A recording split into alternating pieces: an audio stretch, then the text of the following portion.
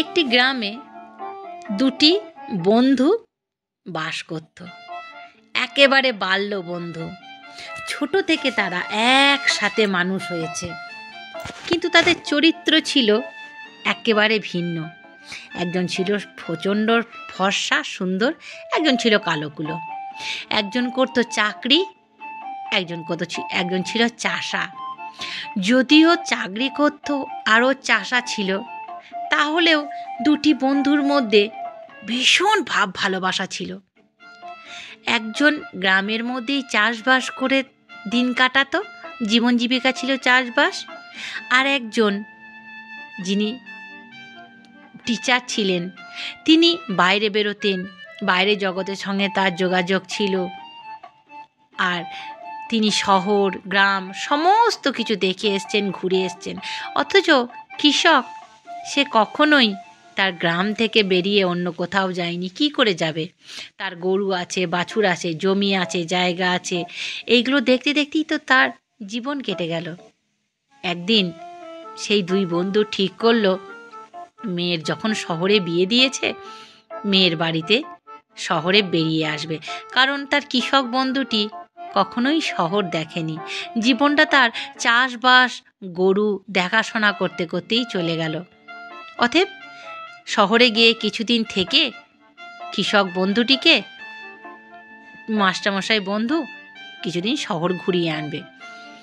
হঠাৎ সমস্ত ঠিক হয়ে যাওয়ার পর মাস্টারমশাই বন্ধুর স্কুলের কিছু কাজের জন্য আটকে গেলেন এবং মেয়েকে যখন বলে দিয়েছিলেন যে তোমার বাড়ি আমরা দুজনেই যাব, সেই ডেট ক্যান্সেল করলেন না।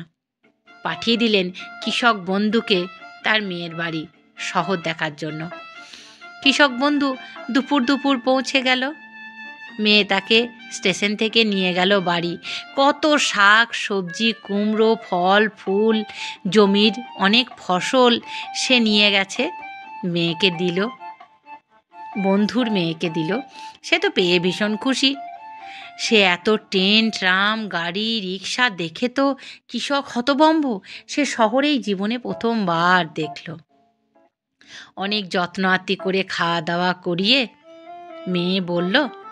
বন্ধুর মেয়ে বলল, কাকু আপনি একটা কাজ করুন, সন্ধে হয়ে গেছে, আপনি একবারে খাওয়া দাওয়া করে রাত্রিতে ঘরে শুয়ে পড়ুন। দেখবেন আমার অ্যাটাচ বাথরুম পায়খানা, ওখানে আপনি আপনার প্রয়োজন মতো হাত মুখ ধুয়ে সুস্থ হয়ে থাকবেন। ঠিক আছে।